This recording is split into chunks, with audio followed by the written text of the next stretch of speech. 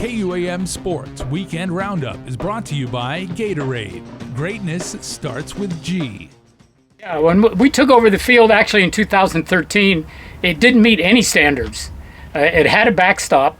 Some of the screen was missing and curling up, a lot of unsafe situations. So we fixed the backstop. We built the dugouts. We extended the fence line.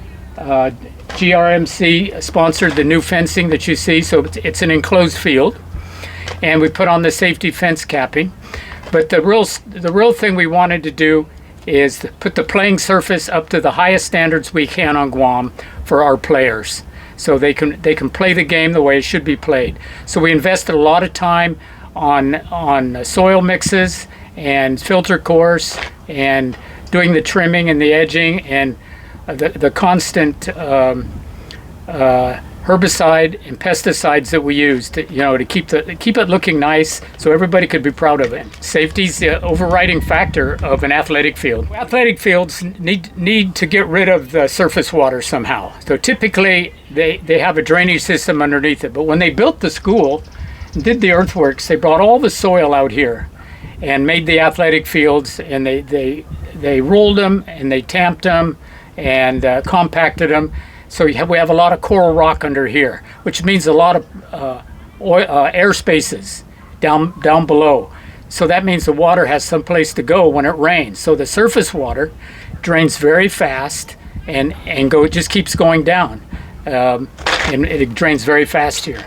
From a player's feedback perspective, Bill, what are the players who have actually made use of this field? What are they saying about the speed of the field, the playability? Well, they love it. They love it because it's maintained.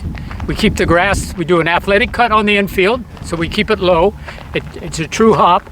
A lot of them like it because it's cooler with grass rather than having a soil apron infield. They like the pitching mound especially because it's to regulation. It's a true pitching mound and built the way that it should have been built and maintained. So they're very happy. Through the amateur league and even the high school league, I get a lot of comments about how nice the field is, even from parents too. Comments like, man, this is just like the field in the States. Mm-hmm. And of course it is. We follow that standard. Okay, well, would you say you could actually eat off this dirt? Well, it looks like it. I would actually probably, I wouldn't mind daring to try, because this is absolutely gorgeous. I mean, this is not, your typical, Guam dirt. Yeah, so this is a beautiful field. This is a soil mix of sand that's provided by Smithbridge, and the dirt is provided by Eddie Cruz out in Jigo. So we mix it at about a 70% sand, 30% soil, and the soil's a naked soil. So that means that there's no impurities in it, and no grass or weeds or anything. Yeah, when we first did the soil mix, we actually did testing in a 3x3 box. We have 5 or 6 different mixes of soil, and we actually tested it with our feet to make sure that they could pivot and they could move left and right and forward and backward without sinking in or without slipping. So, most all the players wear metal cleats, so that works well. The comment we're always getting is, why can't the Paseo do this? Why can't the Paseo have a nice field and like this? So I get that comment a lot.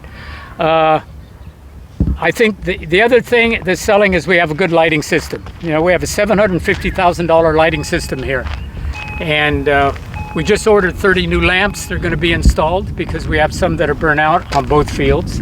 So fantastic for day and night games. Yeah. So we just had a lot of night games in the amateur league, and of course the high school league. I already knew because I built fields in Singapore and in the Philippines, so I knew what had to be done. So we started right away in 2013 when we took the field over. 2014, I think we had our first season, and we did a lot of work to get it into this shape. And then there you are right there, right on the rubber. Yeah. So this year we'll probably play almost 200 games on this field, which is a lot. Okay, Bill, some people may say, this is chaotic, like this is a mess for you. This is your own little slice of heaven right here. Yeah, well, this is sort of like my hobby. This is my time to get away from the rest of the world and all the other problems, that I could come out here and do some good, get some vitamin D, and work on the fields. And working on a baseball field is sort of like a baker. He bakes a cake. That's his signature on that cake. That's his cake. He made it. It's the same for this field. I want to make sure when players step on the field that they're going to be happy with the results of the maintenance. And so you are an artisan. You're a craftsman. I guess so. Yeah, because there's a lot of science to soil maintenance and athletic fields and keeping them maintained. But I enjoy it. This really is, your sanctum and everything like that. So it has to pass your specifications. If this is not up to par, then if it doesn't meet Bill's standards, yeah, who do you get mad at but yourself? That's right. And the players and spectators, most of them are pretty good, but we do have some that kind of disrespect the field, either with trash or alcohol or tobacco, which we're supposed to be tobacco and alcohol free here. So, but by and large, the parents and spectators, I think they appreciate, a good playing field, and they tell me that. Yeah, realistically, you can't do this forever and everything. So who do you pass, this responsibility, I would say this joy, this honor, who do you pass that on to, and how big is your crew right now? Well, we've been lucky. The Navy Seabees help us a lot when we have big projects. We have a couple guys inside our Guam Amateur Baseball that help out. I do have one fellow, Mike, knows everything what needs to be done, has been involved. But yeah, I have to look and find that person if GABA wants to continue to use this field. The field actually belongs to Okkodo High School in Geff, so we're maintaining on behalf of them, and they allow us to have all of our leagues and our prevention programs here. So it's worked out well, and they get a nice facility, and in the end, all the enhancements are going to stay here to benefit the students, not only the public but the students. I'd like to make it be known that the quality of this field and all the enhancements you see that have been accomplished in the last 10 years is because of our perennial sponsors that are always there to help, and either to give funds or to give product in kind. I'd like to mention a few, like Triple J Enterprises, SPPC, 76, Bank of Guam, Moylan Insurance, Ambrose, U.S. Navy Seabees, Calvo's Insurance, Smithbridge, Mr. Rubbishman, Hawaiian Rock, Guam Fence Masters, GRMC, and Eddie Cruz LLC, Home Depot, and Tang Brothers.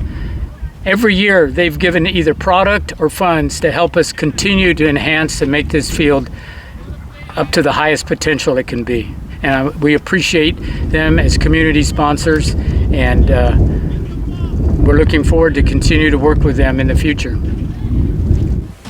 KUAM Sports Weekend Roundup is brought to you by Gatorade. Greatness starts with G.